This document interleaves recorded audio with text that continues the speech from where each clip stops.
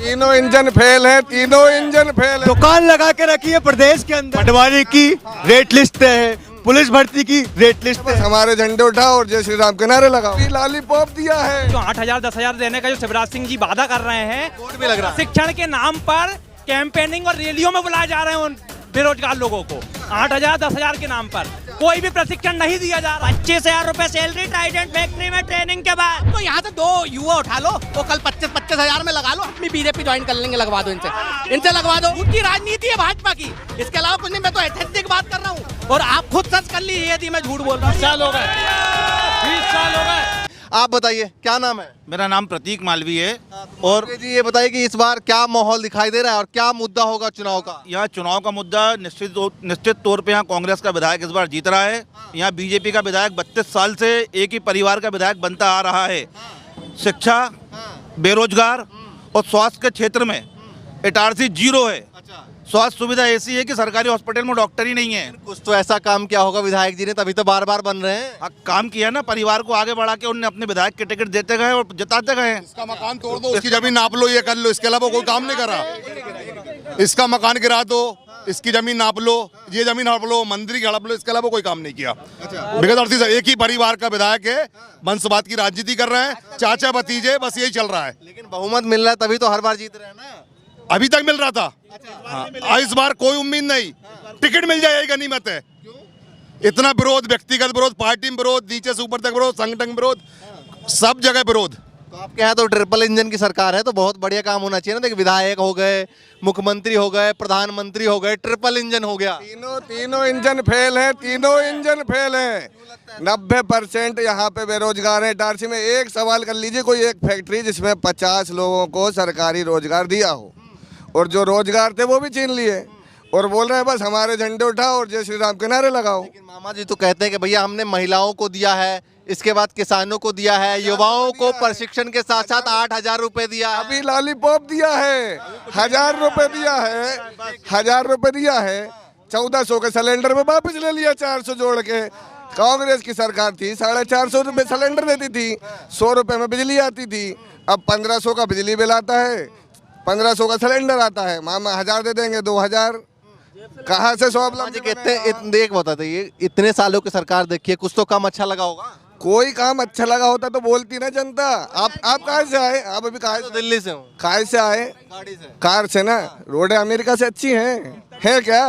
बताइए ना, रोडें अमेरिका से अच्छी हैं क्या? चढ़ चुका है 4 लेन देखा है, भ्रष्टाचार की भेंट चढ़ चुका है 4 लेन। अगर आप जाएंगे यहाँ से तो गड्ढों के अलावा कुछ नहीं मिलेगा। और एक चीज और, अगर शिवराज सिंह चौहान ने इतने अच्छे काम किए तो जवाब दे दें कि व्यापम का क्या हुआ। व्यापम में जो दोषी थे उन पे क्या कार्रवाई हो गई है? जो लोग मरे थे उन लोगों के परिवारजनों को क्या न्याय मिल चुका है? आप इसका जवाब अगर बीजेपी से ले ले तो बात। ये बताइए इस बार क्या रहेगा चुनाव का मुद्दा और क्या दिखाई दे रही है परिस्थिति? देखो क्या है कि पहली चीज़ तो कांग्रेसी लोग, इनके पास कोई एजेंडा नहीं है, ना नीति है, ना नीयत है, ना नेता है। ये बात तो आपको भी मालूम है, आप दिल्ली में बैठे हो, ठीक है ना। जिस कंधे पे ये रख के बंदूक चला रहा है उनका कंधा है राहुल गांधी का। राहुल गांधी तो कमलनाथ जी के चला। राहुल गांधी को यही नहीं मालूम कि मूली कहाँ ऊँगती है, पहली चीज़। और रही बात मध्य प्रदेश की, मध्य प्रदेश की सरकार में माननीय श्री शिवराज सिंह चौहान जी ने इतनी जन हितैषी योजनाएं लागू की है, हर वर्ग के लिए योजनाएं हैं, और धरातल पे उसके कारण मध्य प्रदेश में सरकार निरंतर 18 साल से बनती जा रही है। ये बताइए, ये जो 50% का आरोप लगा रही है विपक्षी पार्टी, इसमें कितनी सच्चाई है? क्या है कि इनके पास कोई मुद्दा नहीं है। एक मिनट, इनके पास कोई मुद्दा नहीं है, इनके पास कोई मुद्दा नहीं है। जनता को सब मालूम है कि 50% क्या है और 40% क्या है और 10% क्या है। बताइए भैया क्या लगता है? मैं 2 सवाल पूछ रहा हूँ, इनसे सिर्फ जवाब चाह रहा हूँ, आप डायरेक्ट इनसे पूछ लीजिएगा। एक ये विकास की जो बात कर रहे हैं, 50% जो आपने पूछा, 50% का जो आरोप लग रहा है। एक नेशनल हाईवे जो नागपुर से भोपाल तक बना है, आप बैतूल से आप नागपुर तक देख लीजिए, उसकी क्वालिटी जो कांग्रेस सरकार के समय बना है ना, जो कांग्रेस सरकार के कमलनाथ जी के समय बना है।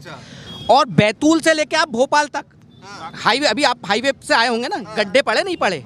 तो वो भ्रष्टाचार यहाँ हुआ है। आप बताइए, ये एक सवाल बीजेपी वाले लगातार उठाते हैं कि भैया अगर कांग्रेस ही फिर से सरकार जनता ने बना दी, मान लीजिए पिछली बार की तरह, और चले गए तो फिर क्या करेंगे?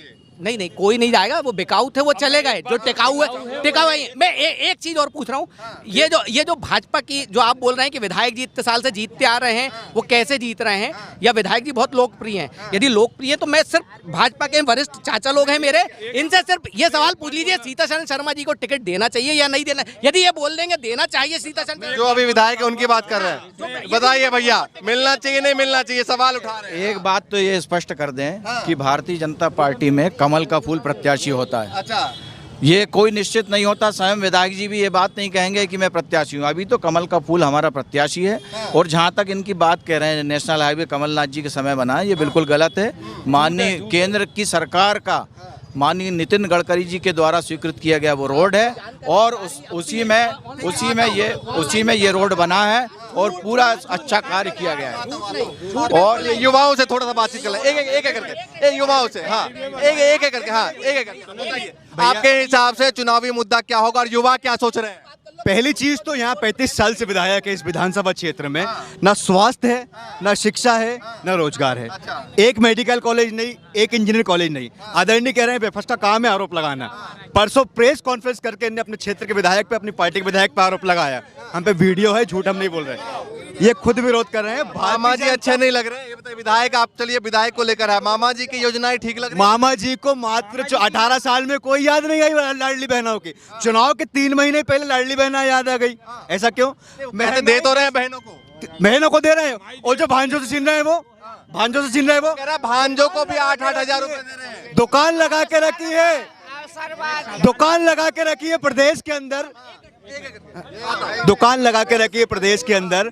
पटवारी की रेट लिस्ट है, पुलिस भर्ती की रेट लिस्ट है।